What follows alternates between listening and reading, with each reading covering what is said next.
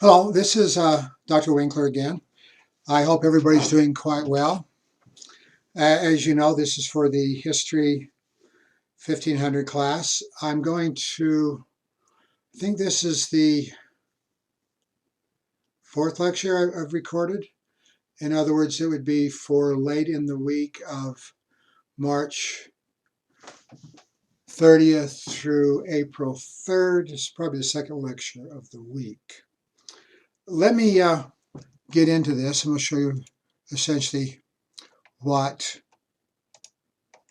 I have been doing. Remember, we were talking about the major institution which carries on Roman civilization after the fall of Rome, and that would be the church. Before I get into that, I want to mention something a little bit more about the actual collapse or the fall of Rome. And to do that, let's take a reference over here and take a look at this map. What's a good day for the fall of Rome? Well, a good date for the fall of Rome. We know in 406, for example, about Christmas time. There's a very cold winter that year, and the Rhine River freezes over. In other words, this river, which is right here, as you all know, which is a major barrier for many of the Germanic tribes, is no longer impassable. So using this to their advantage, a number of Germanic tribes cross during that winter time. Look at some of these other invasion routes.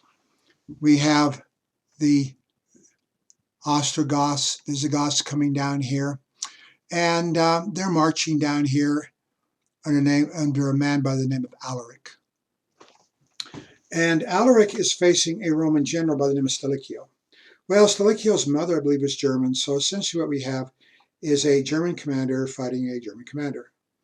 The troops that Stilicho was using were in fact German mercenaries. So on the basis of this, it's like Germans fighting the Germans, which I mentioned can be a problem. When Stilicho was removed, Alaric laid siege to the city of Rome. This is 410 AD. The negotiations went poorly, and rather than allowing these men to enter, the Roman officials decided to resist. There was a siege, it was a brief siege, and Alaric took Rome. He sent his men on a rampage. They sacked the city. They destroyed monuments. They took what they wanted. This is 410 AD. The last time Rome had been taken by a foreign power, remember the Cisalpine Gauls who lived up here in the, let me get back a little ways, in the northern part of Italy, had come down in 390 BC and had taken and sacked Rome. So a period of, 799 years, Rome had never been taken. Clearly this indicates the strength of Rome, its durability. On the other hand, it's finally been taken. Can we therefore say the fall of Rome can be dated from 410 AD? Well, we could. Of course, Alaric leaves, and look what happened to the Goths. They start out over here, they move over in this direction, and then they come down here. And the Goths actually dominate and settle Spain at the end of the Roman era. In the first couple of centuries in the Middle Ages, the Goths are dominating in Spain. Well, we have another group. Notice the blue line here. These are Vandals. Vandals have such a bad reputation for being vicious that in effect they are overwhelming so many areas. And the name Vandal has come to us to mean somebody who's quite vicious. Well, that's a pretty good analysis right there. Notice what these people do. They start out over here in the Danube area. They go into the Roman Empire and they come through here. They go through Gaul, as you can see. They go through Spain. They get on boats. They cross over into North Africa. And then they take Tunisia, over here where St. Augustine is probably killed in their siege. These people that have spent a long time On land, they're very, very good in movement. They're very, very good in fighting. And now they turn to boats. And most of the Mediterranean has been cleansed, or should say cleared out, as far as the Roman navy is concerned. So they largely have a free reign.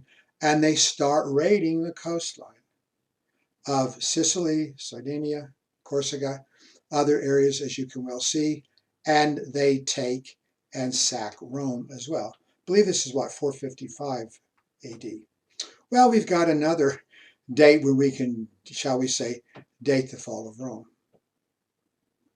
The traditional date is 476. A young man, he's probably late teens, early 20s, named Romulus Augustulus, in 475, actually laid claim to the title of Roman Emperor. But it lasts like 1 year before the local Germanic peoples here force him to abdicate, force him to step down. And a lot of times historians want to say, how about the year 476 as the fall of Rome? Well, by the time you get to 476, there's really not much left here that we can really call Rome. It's not dominated by somebody else. Which date do you want to use? 406, 410, 435, 455, 476, pick a date. I would say, however, that sometime in the 5th century, the 400s, Rome as we know it winks out. And now what's left of Roman civilization will be carried on by the church. Let me take a look and give you an idea as to how the church transitioned and how it takes place in some instances of the Roman administration. I'm going to look at papal prestige. As I mentioned earlier when we were talking about the Council of Nicaea, the Bishop of Rome shows up at the council. He's honored as a bishop of an important city, but no one is using him as deference as to be the leader of the church.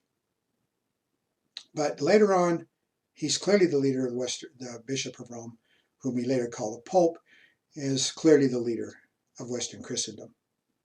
Let's look at a few of these people here. Saint Leo, Leo the Great, also known as Pope Leo I. These are the years of his pontificate. At exactly the same time that a lot of these things are happening, the Germanic invasions, Leo is trying to hold the situation together. Now, we don't want to exaggerate what the Germans were doing. The Germans are rough, tough peoples. They're coming down here, they're pushing people around, they're stealing your chickens, they're taking your land. They're doing bad things, but they're not in the business of actually destroying everything. They eventually want to settle here. If you destroy everything, then they won't have any nice place to live. One of the big reasons why the Germanic tribes got moving was, in fact, the Huns. There's a group of people known as the Huns. They are Asiatic peoples. We read a couple centuries earlier in the Chinese sources, there was a people called the Huixingnu. When the Huixingnu tried to move into China, they were defeated and pushed out. A couple of centuries later, in Europe, a people known as the Huns show up. Well, Huixingnu, Huns. There is some similarity in sound. Are these the same people? Possibly. We're not completely sure. They are rough, tough dudes. They like to fight from horseback. They are so good at being at horseback. We hear stories which I think are quite ridiculous, that in fact sometimes these men were so good at being on horseback they didn't even get off to sleep. What they would do is stay on the horse and essentially lean over, lay your chest on the horse's back, have your arms and legs hanging off on either side, and that's the way you would sleep. I don't see why you would do that. It'd be a lot easier to just simply get off, lay on the ground, pitch a tent, get out of the storm, that kind of thing. There are other stories that the Huns were on the move so much that they would get their meat and they would not stop to cook it. they would take the meat, the raw meat, put it underneath the saddle. They would sit on top of the saddle, and the sweat of the horse would make the meat sweet and therefore tasty, and the Huns would eat it that way. Once again, I have my doubts about that. I have never tasted horse sweat. Quite frankly, I never want to taste horse sweat. I have a hard time believing that it is tasty and it's going to make your meat taste better. The reason why I'm telling these stories is that the reputation of the Huns as being men on horseback was very strong. They would fire arrows from horseback. They had a relatively short bow. And as you know, in modern archery classes, people are taught to use like 3 fingers. You do this, you put this on the bow, you pull back and you fire. Apparently what the Huns would do, they'd get a metal or brass ring around their, or brass I haven't invented yet, probably a copper ring, or any event. You'd have it wrapped, a ring around your thumb. It'd be fairly tight, of course. Use that to snag the cord on the bow. You pull it back and release it that way. Fighting from horseback, they were very, very, very effective. On the other hand, while the Germans did conquer, and it's painful, on the other hand, the Huns were mean. They're not into conquering very much. Quite frankly, they're into destruction. When they attack the Germanic tribes, when they come off the steppes of Asia, the Germanic tribe says, we don't want nothing to do with these people. We're getting out of town. One of the incentives that the Germanic tribes had to get into the Roman Empire was to get away from the Huns. These people are bad, they're mean, they're very able soldiers. Let's run for it. Of course, once these tribes had broken into the Roman Empire and found out that they're not meeting much resistance, they're able to keep on pushing. The Huns got into France, and there's an area here which we call Catalonian Fields. Some of the Germanic tribes are being chased. They realize they've got to turn around and face these vicious Huns.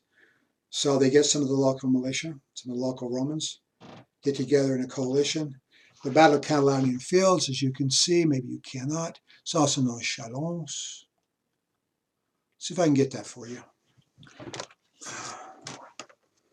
Battle of Catalonian Fields. Let's see if I'm even close. Battle of Catalonian Fields. Yeah, let me show you where that is in France. We do have a pretty good idea of what happened. We have some sources on this.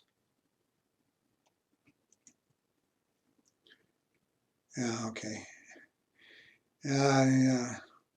Here we are in the map in Orem, Utah. That's not very helpful. Anyway, it's in France, in northeastern part of France. It is a severe defeat. The Huns are beaten. They're not destroyed, but they changed their invasion route.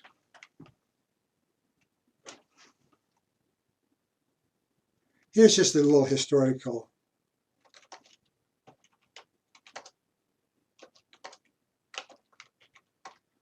There's a little historical anomaly. There tends to be children of Asian descent have what we call the Mongolian spot. As you can see, it varies somewhat. Most of the time, we usually say the Mongolian spot is on babies' bottoms, usually just above the crack area, which we're kind of seeing here. I don't know why that is. It's very common among babies in Asia. I asked a professor of Chinese history once about this. He happened to marry a Chinese woman. And, oh yeah, he said, yeah, my children actually have the Mongolian spot. So it's not at all unusual. So why am I mentioning this? For whatever reason, as we look at babies' bottoms in this area of France, there is a tendency, though these children are clearly Europeans, there is a tendency for these children to have Mongolian spots on their behinds. I find this very amusing that historians can use babies' bottoms to better understand historical event. I really have no explanation for this. Were there enough Huns left over here to leave this aspect of their gene pool? I really don't know, but it's amusing. So now what are the Huns doing? Bad, mean old Huns. After they're defeated here at Catalanian Fields, they retreat. This is 451. They retreat and come in on another direction. Not well shown on this map, but they come in and invade northern Italy. Once again, they're not nice people. They come in. They are vicious. They burn, plunder, and destroy. Had these people kept on pushing, you can imagine how much more destruction that they could have wrought upon Rome itself. Well, we read from the Christian sources that Leo I met Attila the Hun. Attila is the leader of the Huns. We don't read much from the Huns because they didn't write or left no written records. So our accounts from this is actually from Christian accounts. Leo leaves Rome.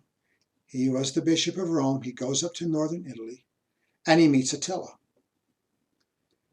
And he talks to Attila. He brought a few presents. Probably not enough money to really turn Attila's head, but in reality, something of a bribe was probably involved here. And he went up and met with Attila, and he talks to Attila, and Attila left. It does seem that perhaps Attila saw the goodness of this man. He saw how wonderful his Christian religion was, so he does not become a Christian. That Attila left and did not continue his invasion of Italy. From the standpoint of the Christians, you can say, wow, isn't this important? Look what the Pope was able to accomplish.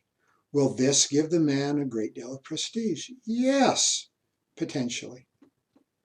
Well, what happened to the Huns? We know the Huns withdraw.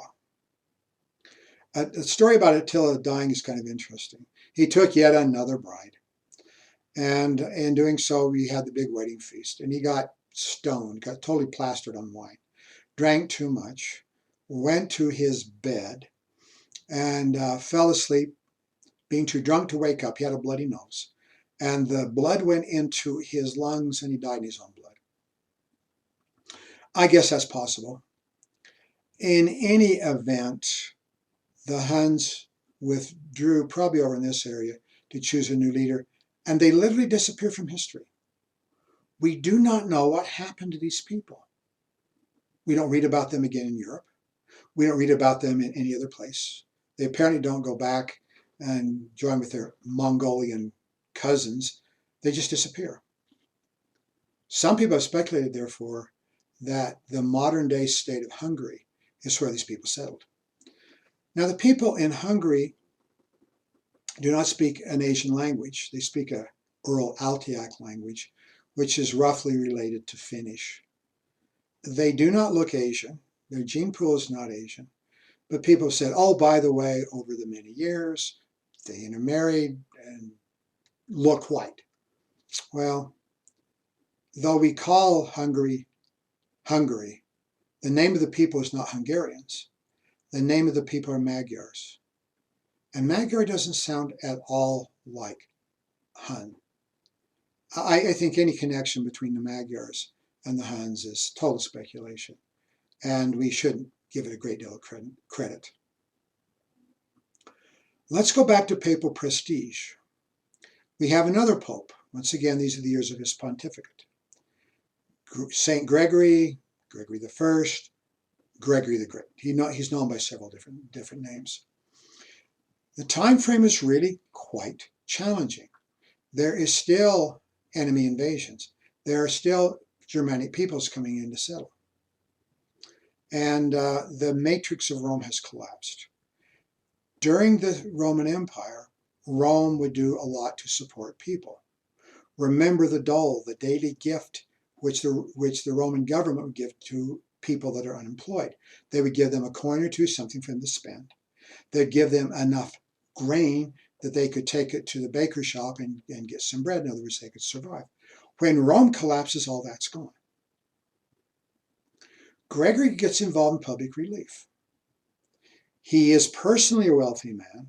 He can hand out some of the money which he has, but he also uses church donations and church funds to help people. Public relief, hospitals. Hospital is what you and I think of when we get something, we get sick, and they take you down to the hospital and they patch you up and you get to go home. Hospitals actually this time frame were more places where people went to die. It's not exactly where you expected to come out. Be more like our analogy of old folks' homes or rest homes, where people go there to live out their final days and very few people ever return home. Can we say in establishing hospitals that St. Gregory does not really get a lot of prestige from this, at least from the standpoint that these people are not simply going to be going out and supporting the church themselves. However, in the community, we see that this does bring prestige. The last Germanic group to invade were the Lombards. And the Lombards could come in and push their weight around, but Gregory negotiates with the Lombards as they come into northern Italy. They settle in a place in northern Italy, which you and I now call Lombardy. And because of his negotiation with them, the conquest is more of a settlement. People come in, and with relatively small cost in human treasure and in human misery, the Lombards settle there. So that's something else Gregory does this quite well. Missions to Britain. Britain was not Christianized during the Roman period. Quite frankly, it was not Christianized until the early Middle Ages. The story is this, that some children from Britain were brought down. St. Gregory saw them in Rome. They were blonde little kids. It's a rare hair color in Italy. And he says, oh, these children are just like angels.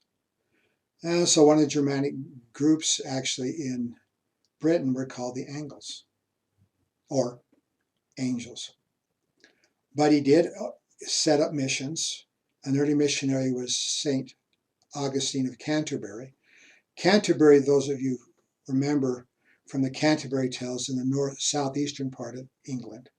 And this was a missionary center which was established under the authority of Gregory. So he does quite a bit of work. Let's go back and look at this. I'm not going to say public relief. I'm not going to say that Gregory is the first or the only leader of the church to start looking out for the people. But I am going to say that the church takes over social services from the Romans. Not only are they a place to go when you need food, they're a place to go when you're sick. They are a place to go when you need comfort. They're a place you go to have a nun or a priest hold your hand when you have difficult times. They come and help you with the baby. They come and help you as you're dying. They literally try to support you cradle to grave. You can imagine how much prestige the church would get from these kinds of efforts. We're going to see a number of scandals, periodic scandals in the church. Church is very old. It's surprising. It's not surprising it would have a number of scandals. And people wonder, well, with the scandals here and there, people in powerful positions not acting the way they should, why does the matrix of the Catholic Church remain so strong? Well, in the way it really interacts most heavily with people, it is very strong, it is very prestigious. And we really don't see much of a collapse in religiosities in Catholic areas, so they say collapse in practice and beliefs, until the state comes by many centuries later and starts taking over public services. So the church is very, very important, very powerful. A couple other people worth mentioning, one of which is St. Jerome. St. Jerome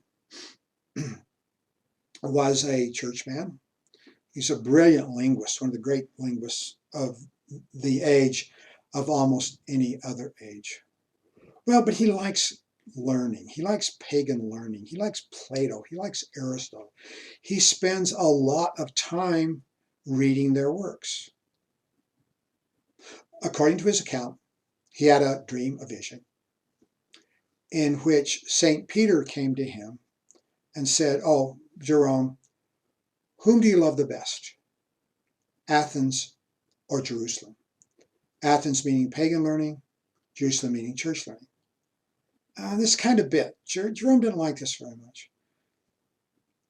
For a period of something like 20 years, spent a long time translating the Bible from the original languages into Latin.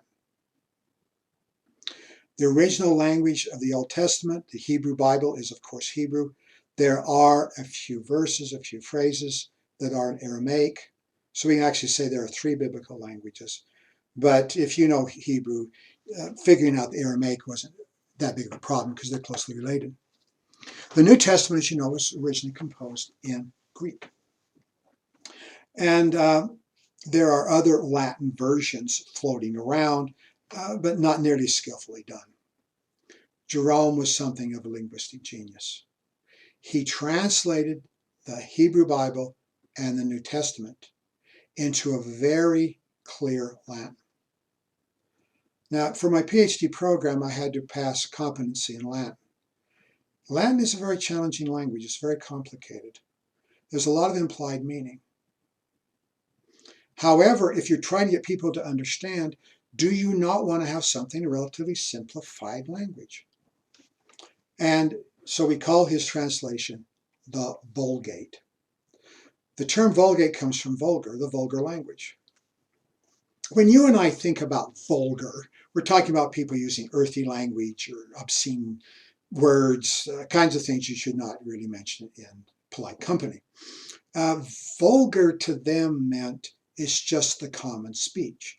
It's what people, if you're talking to your friends, if you're talking in a business transaction, you use something that's clear, and that is the vulgar language. In modern English, we really don't have a different tier system of language. This is different in many other countries. I'm speaking to you using maybe a little bit different vocabulary than I would be if we were just talking in the hall. On the other hand, it's still the basic speech. If you're writing classical Latin, it is extremely complicated. If you want to be understood, read the Vulgate. To this day, the Vulgate is the standard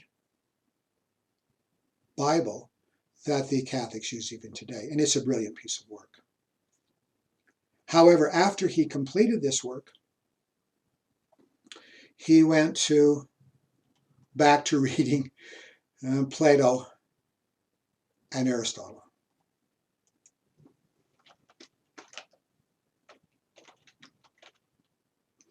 I have been to Bethlehem, long time ago, 35, 37 years ago. I had the opportunity of going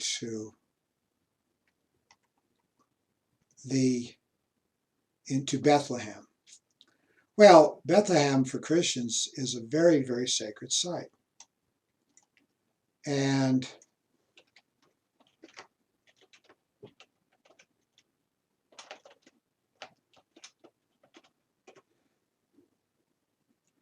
okay.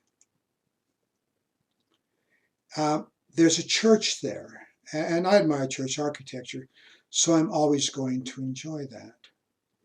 But I went into the church, and as you can see on the floor, they have the place where they think Jesus was born. I was a little bit disappointed is a good word. I was so disappointed in this when I saw this because, my goodness, wasn't he born in a stable? This looks like a pretty ornate church. And why on earth would we simply change a stable into a church? So it just didn't look right to me. A little bit disappointed. However, right next to this,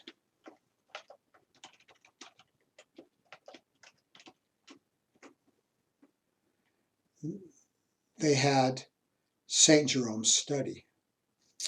And these are artistic representations. I would like to show you an actual representation. Now, one thing that was quite interesting when I went to Israel, as you know, it's very hot and very dry place. Surprising to me a little bit, the people actually were living in the lower level. When you think about it, if you're down somewhat into the ground, it's cooler. So these representations showing him with a window. There was a window in his study. It was up high, but essentially down in the ground. He was in the same church, actually, where they believe Jesus was born. So I was not so impressed with where Jesus was born, but I was much more impressed where St. Jerome had his study. Though he's been long gone, I was very impressed with the fact that I could go to a place and see something where real genius occurred. Okay, we talked about papal prestige, talked a little bit about translating ancient sources into Latin, which can be used even to this day, but it's largely used in the Middle Ages. Can we say the most important Christian figure after Jesus himself, or say maybe at least after the New Testament, would be St. Augustine of Hippo? Let me give you a word to the wise about St. Augustine. When I was at the Catholic University, obviously there are people that know a lot more about the Catholic Church than I do. I'm there to learn, I'm there to understand. But once in a while you do want to make a comment, do you not? And my mistake was acting maybe a little bit more intelligent than I was, but I was making a comment about St. Augustine. So I mentioned St. Augustine and I proceeded to say a few things. Anyway, the professor looked at me, she gave me this curious look and she said, "You mean St. Augustine?" Oh dear. There is more than one pronunciation guide as to saints. And very commonly, Catholics still call him St. Augustine, while I call him, many other places we call him St. Augustine. Years ago, I had a student in one of my classes. His name was Augustine. I had his last name. I had to grab this kid after class and said, "Look, how do you pronounce your name?" Kind of embarrassing. He says Augustine. So I guess my mistake wasn't as bad as I initially thought it was. Needless to say, I was embarrassed. There are a number of St. Augustines in Catholic history. And one, of course, the one we're referring to, is St. Augustine of Hippo. Augustine, can I get a map for you? Let's close this one. Came back, well, I'm off again. He lived over here near Carthage. We already talked about Carthage when the Carthaginians fought the Romans and the Carthaginian peace when the Romans utterly destroyed Carthage. Well, he's living not in Carthage, but a place nearby. Outside of Scripture, outside of the New Testament itself, we often say that the writings of St. Augustine are the most important in Christianity because he actually influences Christian ideas, Christian dogma, Christian doctrine, perhaps more than any other single writer. Therefore, his importance is significant. And he's alive and functioning late in the Roman Empire. He wrote 93 books. Well, okay, these aren't 93 big volumes, though some of them are huge. Some of these are more or less shorter books, like dialogues. Unique, brilliant mind in many respects. Well, let's take a look at his biography a little bit. His father is a pagan. His mother is a Christian. Her name's Monica. And she would just love to have her son baptized into the Christian faith. He doesn't really want to go in that direction. At one point, Mom almost got him baptized, then he backed off. To a certain extent, he wants to keep on living his relatively carefree life. Remember, he is a source of abuse in schools, in Roman schools. Though his Latin was incomparable, he wrote brilliant Latin. In reality, he never thought much of his schooling system because it was a very unpleasant experience. Well, he did things that he probably shouldn't have done. One of his problems was that when he was a child, he stole pears. When, I guess, a neighbor went down and got in a pear tree and started stealing pears. Well, I must admit my wayward youth. Yes, there was times. I never remember stealing pears. There was a time I went in, uninvited, into some people's backyards and helped myself to some apples on the trees. Never felt guilty about that. The apples were very, very tasty. There was another time, I was even younger at that time frame, probably in grade school, snuck over to our neighbor's yard, got in the trees and started eating their cherries. Once again, I don't have an elevated conscience because I didn't feel bad about that. Can we see the sensitivity later on of St. Augustine? Because stealing pears became a big deal to him and something for which he needed to repent. He has a girlfriend, and he does not bother to marry her. They live together for a while. In fact, he goes to Rome with her, the city of Rome itself, where he tries to earn a living by giving Latin lessons to young scholars. Unfortunately, they don't pay tuition up front. Unfortunately, he has a problem with that because a lot of times they take his lessons and then do not get around to paying him for them. So he doesn't spend a lot of time there. His girlfriend does have a baby, which a small boy, which they call Adeodatus. I'll mention more about him in a little while. Well, one of the reasons why I know so much about him is that he wrote about himself. This is very unusual. In fact, it was almost unique this time frame to have somebody actually write an autobiography. His autobiography is called The Confessions. It is highly and well received even today among devotional literature. In other words, this is literature that is supposed to help people become better people and better members of their faith. So it's still around, and it's very interesting. My problem with it is that as a slow reader, I have a hard time plowing through it. You see, he will tell a little bit about himself, which in many cases I think is really quite fascinating. But then later on, he'll go on to this big praising. Oh, I know you love the Lord. I know you're very pleased with the Lord. But over and over, page after page, praising the Lord for his goodness and mercy. There's nothing wrong with that, except it's not space efficient as far as I'm concerned. Well, he's back in Hippo, and he has he's reading scripture. In other words,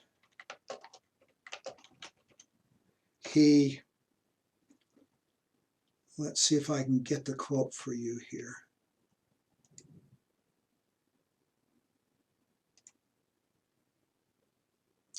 No, I'm not in the right place. Let's try it one more time.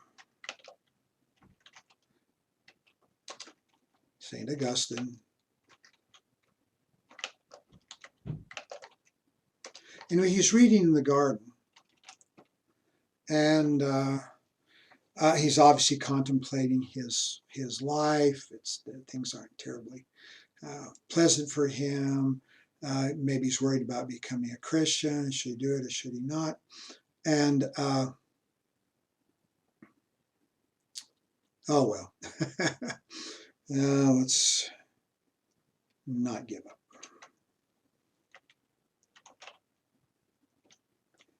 Okay. Let's get down here. He heard, let's see if I can read this for you. My eyesight's not good. So as I was speaking and weeping in the most bitter contrition of my heart, when lo, I heard from a neighboring house a voice of a boy or girl, I know not, chanting and oft repeating. Now, let's look at this. If you were living this time frame and you thought you had heard the voice of an angel, it would be in the voice of either a young girl or a young boy. He doesn't say it's the voice of an angel, but by contemporary standards, we would say maybe he's implying that, or maybe he's actually believing that. Now, the function of an angel, many of you know, is as a messenger. Angels are messengers from the Lord to humanity. So maybe he believes that an angel has come to send him a personal message. And the message is this: take up and read, take up and read. Instantly my conscience altered. I began to think most intently whether children were wont in any kind of play to sing such words. In any event, he goes down, he picks up the scriptures, and he said, okay. He read a scripture which told him that he should live by the word of the Lord, and essentially not by the will of other people. Let's see if I can find it here. So checking the torrent of my tears, I arose, interrupting to be no other than a command from God to open the book and read the first chapter I should find. For I had heard of Antony, that's St. Anthony, that coming in during the reading of the gospel received an admonition as of what was being read. And this is what he read: go, sell all thou hast, and give to the poor, and thou shalt have treasure in heaven, and come and follow me. Come and follow me. And by such oracle he was forthwith converted unto thee. Eagerly then I turned to the place where Elyptus was sitting, for there lay the volume of the apostle, when I arose, and hence I seized open and in silence read that section on which my eyes fell. Not in rioting or drunkenness, not in chambering or wantonness, not in strife and envying, but put ye on the Lord Jesus Christ, and make not provision for the flesh in whatever that word is, concupiscence. No further would I read, nor need I. For instantly at the end of this sentence, by a light as if it were serenity infused into my heart, all the darkness of doubt vanished away. You see, he thinks that this is a calling, that now he's supposed to serve the Lord. He does become baptized. He takes his girlfriend, his mistress, spurns her, pushes her away. No longer has need for her. And takes the vow of celibacy and becomes a bishop. And now he enters on his brilliant career as a Christian theologian. His contributions are many. He's also a contributor to philosophy. In the history of philosophy, he is the first one we actually read about who begins to think in terms. What is time? Think in terms of time. What is time? How does it pass? What does it mean? Now, of course, many other authors have spent a lot of time talking about this, but he's the first one that actually introduces the topic. One of his books, Dialogue, is translated from the Latin either on the teacher or concerning the teacher. It's a dialogue. Can we say it's a throwback to Plato? Maybe it is. The dialogue.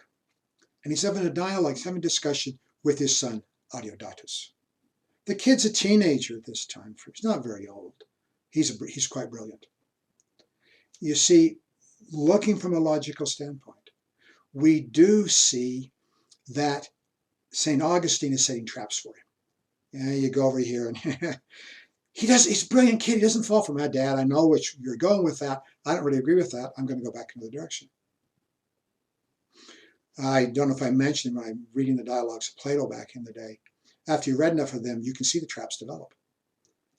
Almost invariably in the dialogues of Plato, the people fall for it. Adeodatus doesn't. Well, what's on the teacher about? Earth-shattering? No real sense. It's actually discussion linguistics. For example, what is the nature between a word that you use and the object itself? I'm going to point at my door over here. The door is door, right? Does door have any sound system that have us think that the door is active? If the word for door was kerthunk or something like that, in other words, something that made it sound like the door, maybe when the door is being closed, you say, oh, well, this would be perhaps a better descriptor for the door itself.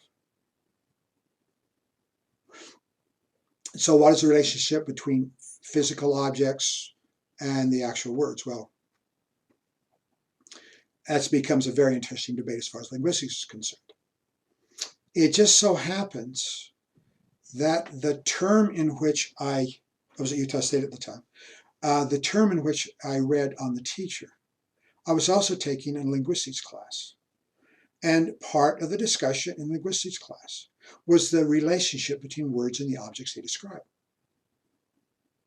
Okay, very, very interesting. I would be willing to say, from my understanding of linguistics and having read on the teacher, that Augustine is talking about modern linguistic theory, which is quite brilliant for something that happened over 1,500 years ago. Well, let's look at Adeodatus. He's a clever boy. He's very, very bright. And he has a father, one of the most brilliant theologians and writers that's ever lived. Could you imagine the kind of teaching that Augustine could give to this brilliant child? Very unfortunately, Adeodatus died young. So any contribution he perhaps could have made, unfortunately, was not made. Well, going back to the sack of Rome in 410 AD, the Christians had not all been, the pagans had not all been destroyed. And they tried to make some propaganda value out of the sack of Rome in 410 AD. Their argument is simply this: if we have surrendered our original belief system, we've walked away from the pagan gods, they're no longer protecting us. As long as the pagan gods were protecting us in Rome, we had no problems with these invasions. People were actually driven back. What we need to do is go back to the non-Christian gods. Well, they didn't get very far with this, but St. Augustine took this upon himself to essentially answer their arguments, which he did so over many years in this massive book called The City of God. I've tried to read through it. It's about 1,200 pages long in the copy I have. I got in, oh goodness. One time I got in well past half before I gave up. I've never really completed the entire thing. But I can say that I have a pretty good understanding of what's in there. I was a little bit disappointed in it for several respects.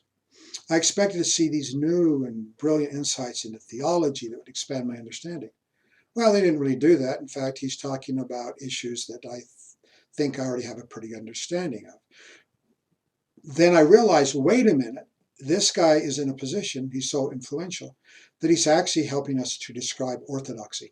He's actually helping us understand these various theological ideas. Because of that, reading him, he shouldn't sound startlingly new or insightful, because he's the standard. Something else that got to me early in the book, which I found a little hard to understand. He talks a little bit about the sack of Rome in 410, and he talks about the Germanic tribes coming in. Very unpleasant things happened. There were nuns that were sexually assaulted by these Germans. I thought this would be a very good time for you, St. Augustine, to make a very strong statement about how awful that was, how sinful that was, and how this should not have happened. I was disappointed he didn't do that. He said, well, it's warfare, it's just what happens, which I find a little disturbing. Human beings have choices all the time, and war does not excuse any bad thing you want to do and say it's just war. There's more to it than that. Why did he not condemn them? Well, I had to think through that. The Goths had already been Christianized. Saint Ulfilas, or Wulfilas, was often considered to be the missionary to the Goths. And not only did he grow up in the German tribes and preach to them Christianity, he even translated the Bible into what we call Gothic. This is earlier than Old German. This is the earliest written form we have of any Germanic language. It's quite fascinating. Not all of it exists, but we do have most of the New Testament, some fragments of the Old Testament. So linguistically, this is quite a boon to our understanding. But would St. Augustine, in trying to defend Christianity in this circumstance, would he actually want to be attacking people that were at least nominally Christian? That's why I think that he backed off from a clear condemnation of what these awful men were doing. But let's go back to talking to what he was saying to comfort the nuns. He made it very clear that we're not sinners as victims. You're only sinners when you choose to do wrong. No compliance, no sin. If you're victimized, even by a sexual assault, and you did not want it, you did not acquiesce in it, in the eyes of God, you are just as clean and just as pure as if it never happened. I consider that to be a very interesting insight. Well, what's he talking about in the city of God? He says there is two cities in the world. There's the God of man, and excuse me, I said that wrong. There's a city of God and there's a city of man. The city of man is the physical feature of Rome. It's the city itself. When Rome is sacked, it is a physical sacking of an earthly city. What is important is not an earthly city. What is important is the city of God. The city of God is the gospel. It is the teachings. It is something that transcends a physical being. It is toward salvation. And I think that's a lot how Christians look at it even today. He argued, relatively strongly, that there will be a consummation of times. Sometimes we call this the millennium, when all things will be made right. In other words, it might actually be before the final judgment or after the final judgment, when every injustice that was done to us, every thing that happened which was disappointing to us, will be made right, as long as we adhere to the teachings of God. Now, all this is extremely interesting. But I kept running across him in various contexts. You know, my strongest area is actually the Middle Ages and early modern time frame. So I'm more conversant in what happened during the Middle Ages. As you know, there is a rough side to Christianity, Protestant and Catholic Christianity as well. When you find people that disagree with you, sometimes the punishment for them can be quite severe. In other words, the use of torture. We read about people being burned as heretics. We read about people being tortured for confessions. I'm not going to downplay that it exists. Where would you get this from? As I'm reading about this in later time frames, I keep on running across the statement. St. Augustine was a proponent of persecution. I'm going, oh, come on. I have a higher opinion of him than that. So it took a little digging. I went out and tried to find what on earth they're referring to. He wrote a number of letters which have survived. One is called Letter 93. In Letter 93, the kindly man, which at least to a certain extent I had appreciated, is something else a little bit different. And Christians are going to use this as a justification or even an excuse by many to persecute heretics, non-Orthodox, and people who are just not members of the faith. Let's look at his arguments. Any good argument, of course, has to be based on scriptures. So let's take a look at this. These are quotes which he uses in his argument for 1 Corinthians 5 and 5. The issue is St. Paul is writing to the Corinthians. And there's been something very embarrassing happening in their community. In other words, someone has slept with his father's wife. Oh, this is pretty bad. You shouldn't really be doing this. And Paul recommends what should be done with him. Corinthians 1, excuse me, 1 Corinthians 5 and 5. Hand this man over to Satan for the destruction of the flesh, so that his spirit may be saved in the day of the Lord. Hand this man over to Satan for the destruction of the flesh. You're going to destroy the man? What are you going to burn him? You're going to tear his flesh? Obviously, destruction of flesh, to me at least, implies something that's quite painful and quite severe. We're not doing this to be mean. We're doing this for the best of all possible reasons, so that his spirit may be saved in the day of the Lord. There are people that are going to argue as the persecuting Christians and non-Orthodox and other people later on, that we're doing this for their good. The agony in dying is a brief period of time, but that allows the spirit to escape the punishment and have the opportunity of living, shall we say, a much more pleasant afterlife. Okay. Luke 14 and 23. Sometimes we call this the parable of the great feast. The parable of the great feast is essentially this. The master has called a banquet, a great feast, and he wants people to come in, and he wants these people to enjoy the feast. Symbolically, we can say that might be the religion. You should come in and take part in what the religion offers. But people don't show up. So he gets his servants out them and says, well, let's bring people in to fill my house. Luke 14 and 23. Go out to the roads and country lanes and compel. Now, I don't read Greek, so I compared a number of translations. Is that really what he's saying? Other translations say force, make, urge, constrain. All means about the same thing, doesn't it? Compel them to come in. Is this an admonition from the Lord to actually say that we should go out and not be so nice about it? If people do not come voluntarily to the feast, do not voluntarily participate in the religion, reality, we can use force to make them come in. There's another one which St. Augustine quotes. This is Luke 19 and 27.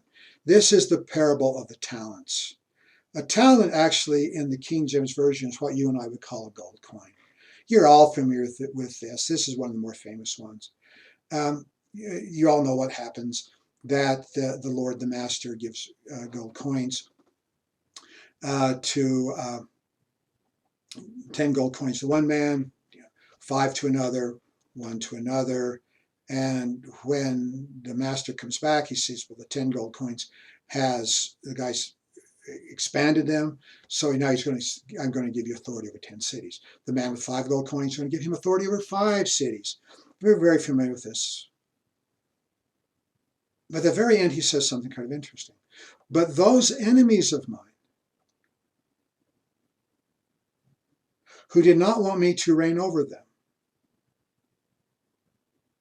bring them here and slay. Now I've got to go different translations. Bring them here and slay, execute, kill, slaughter, cut to pieces, slay them in my presence. Some translations say, slay them before my face. A little harsh.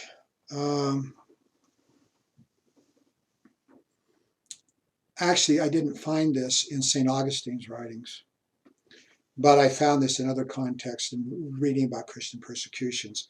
In John 15 and 6, for example, it says, if a man abide not in me, Jesus is talking again, he is cast forth as a branch and is withered, and men gather them and cast them into the fire where they are burned. I'm not a theologian, but I'm going to hazard an opinion here. Is this consistent with the message? Is this consistent with the basic teachings we often associate with Jesus? Love, charity, acceptance, toleration, doing good to all men. preaching to them that they may understand better, showing the proper example for salvation. I don't know where this comes from, but I don't think it's really part of the message.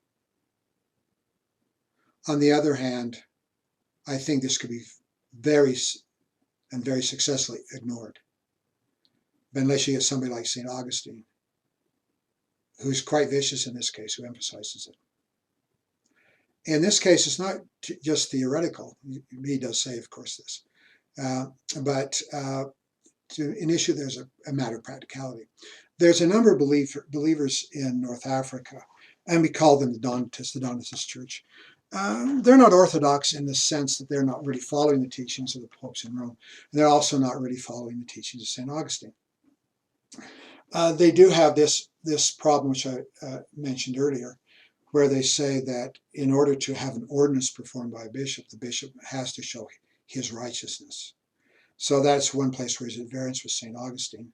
And St. Augustine says it's not the worthiness of the person, it is in fact the position the person holds. Well, they're non-Orthodox, at least from his standpoint. The Roman officials at times persecute them. There's one time when a number of believers from the Donatists, who are good Christians, by the way, are placed in a building to burn to death. St. Augustine couldn't see anything wrong with this and refused to condemn it. I don't know why he would take this attack. Did he change the nature of persecution in Europe? I don't know. But I would much rather know what had happened had he said, the church does not persecute, than make an argument that it does, and it should. Well, let's look at another institution. Let's look at monasticism as being very influential in Christian Europe and in Christianizing Europe. In the 4th century, some Christians decide we got too much mainline Christianity going on here. It's watering things down that you're making Christianity state religion. Let's go off by ourselves and be holy. And a lot of times these people do this. To a certain extent, they're fundamentalists to the point where they go too far. They fast for lengthy periods of time. Sometimes they live out in the desert, live in rocks, eating very little, and trying to gain a stronger sense of self. Now, this is a heresy in modern Catholicism. You should never be involved in tormenting yourself. But this time frame, some of these people get quite a reputation. There's a couple of men by the name of Simon Stylites. There are Simeon Stylites. Simon Stylites, the elder and the younger. And they're famous for living on tops of pillars, I should say. And I forget how many years, a long time. They would get on top of a pillar and one was 10 feet tall. I think Simon Stylites, the younger, is like 20 feet tall. And the platform up there was so big. And for Simon Stylites and for the younger, it was somewhat restricted. And these men were up there for many years. And so they wouldn't fall off. They would actually tie ropes around them. Of course, after a while, the ropes would dig into their flesh. And when the maggots came to eat their flesh, and a maggot happened to fall off on the pedestal, the Simon Stylites would go down, pick it up, and say, "Oh, maggot, what the Lord has given you to eat, and put it back on." Well, these men spend time on top of these pillars. They preach to people, and they're highly regarded in many circles. Can we say this is extreme? St. Anthony, an Egyptian monk, early in the 4th century, decides, why don't we live together in a community? Isn't it better than sitting out and torturing ourselves by ourselves? Let's live in a community where we can support each other. Let's live in a community where we have enough food. Let's live in a community where we can pray together and sing hymns together. So we usually give him credit for starting the monastic movement. There are a number of different movements, some of which leave a little bit be desired because they're still hurting themselves. Then we get to St. Benedict of Nursia. There are other St. Benedicts, so I'm pointing out St. Benedict of Nursia. Look at his dates. He establishes the Benedictine rule. By that I mean he writes an order for monasteries. He's not the first or the last person to do this, but can we say that it is one of the more important of them because it becomes one of the more influential? If you are a monk living in Egypt or North Africa or the Middle East where it's hot, do you really need 3 meals a day? Well, a lot of these men get by with 2 meals a day. That can work fairly well, but if you go into a colder climate, Northern Europe, for example, where the strains on your body are a little bit more extensive, if you have that situation, you probably need to eat 3 meals a day. How can we say that's more practical? Yes, we can. He sets up his model monastery where his followers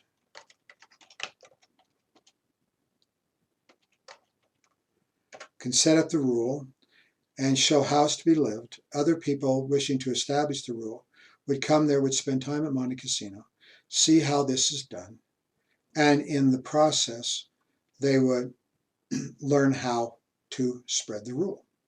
So it's a very influential place, the ideal monastery. Let's go back and look at the rule. Simple conduct, not elaborate, not complicated. They often order themselves on the nature of bells. During the Middle Ages, the real way of telling people what's going on is by the use of bells. They tell time. In this case, it tells you not only time, but it tells you what you should be doing. You are asleep.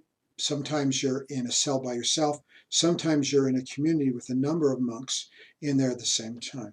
When they ring the bell, you are supposed to wake up. You get up, you will say prayers, sometimes for a couple hours. You'll say prayers, you'll kneel down. Then you'll go into sometimes a little chapel. Often for another hour, you will sing hymns with your fellow men in the monastery. Then you have breakfast. And then you become involved in some other important works to bring yourself closer to the Lord. Let's look at the monks a little bit. To a certain extent, they are an ideal workforce. Many of these men are educated. They are highly motivated. They will do hard physical manual labor. And you don't have to pay them. My goodness, that's an ideal workforce.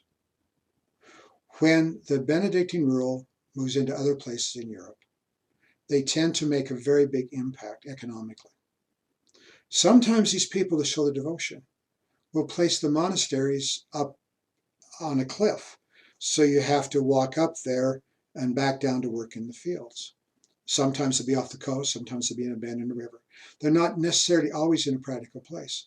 But using this ideal workforce, this ideal organization, the men do work to support the community. They grow crops, they grow grapes, they make wine. Much later on, when distillation, this distillation probably came in the 13th century. When distillation is available, then you can make excellent brandies. And even today, some of the finest liquors in Europe are often seen to have been made in monasteries. These people might look a little extreme, a little bit strange to us. But as you move into various areas, the local people tend to look upon them with a certain amount of admiration. In fact, a lot of the early Christians, as they're moving in various areas, do state that if you want to get the religion spread in an area, bring in a monastery. Since you have a good workforce, these people tend to prosper. They have a lot of grain in the granaries. People are hungry, they come to them, and they tend to be fed. Their devotion is a matter of admiration. Some of these men are involved in land reclamation. They drain swamps. A stunning example of that is Holland, the modern state of Holland. As you probably know, half the nation of Holland is literally below sea level. And however, there are some sand dunes which are behind water, actually. They're out of ways. And people got the idea in the Middle Ages, why don't we just put a dike They call them polders. Why don't we get a dike and run them between these sand dunes, between these areas of water that's being held back? Well, now you got all the seawater, and you can pump it off the land eventually, or some will evaporate eventually. Well, you can't go rain on that because obviously it's just salt, salty soil. But over a period of many years, the monks would plant different kinds of grasses. Grasses that, salt grass, that can grow well in grass. Over time, different kind of grasses. Until finally you get to a position where you can start growing crops. It takes many, many years to do this. And even today, some of the highest yields per acre of any agricultural sector in the world is exactly these areas, brought to us by land reclamation, going way back to the Middle Ages, by a lot of monks. They have within the area, within the monastery itself, something called the scriptorium, which is essentially Latin, essentially a place to write script. You write things. And it's not part of the order. It's not mandated that you will go in there and you will copy scripture and you will copy books. But the organization is flexible enough that you can get men in there who can copy manuscripts. Of course, everybody needs another copy of the New Testament, another copy of Scripture. How about letters from an important saint? How about some of the books that were written by theologians, of course? And to a certain extent, people are interested in some of the pagan writings. Well, why would that be? Sometimes we have pagan writers that have existed simply because they said something that Christians liked. There was a Roman historian by the name of Tacitus, we can call him Tacitus, and he wrote several books, of which only a couple of them survive, and not in their entirety.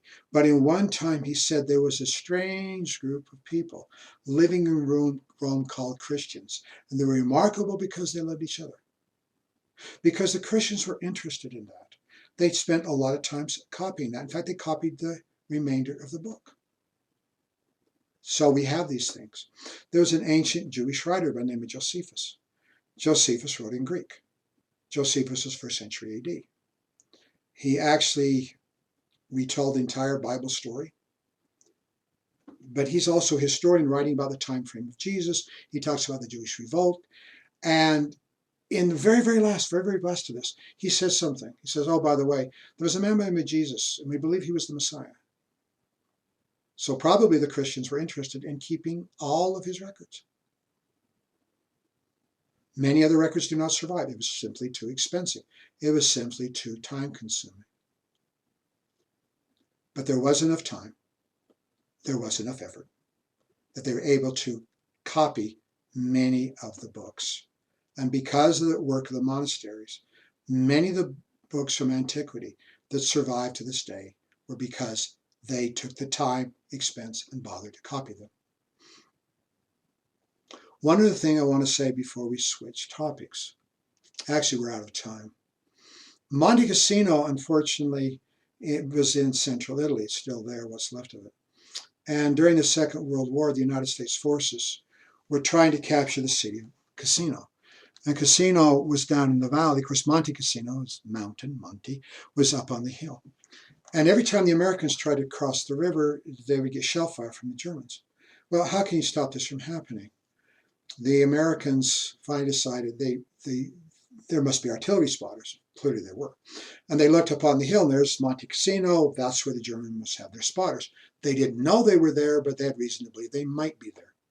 So in a bombing campaign, which has been very controversial since then, in a bombing campaign, the U.S. Air Force came over and plastered the monastery, literally blew it to smithereens, destroying various artworks. Do I actually have a picture of the actual bombing?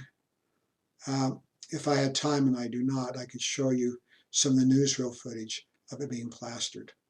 Nonetheless, it has been rebuilt. But some people have looked upon this, well, you Americans, you would destroy anything, would you not? Because you might think you might want to save American lives. Any event, that is controversial. And if you ever take a World War II course, I think you will end up discussing that. Well, thank you for your attendance. I think my time is up. And I hope wherever you're at and whatever you're doing today, you're having a great time and you're enjoying yourself. And I will speak to you again when I record my next lecture. Good day.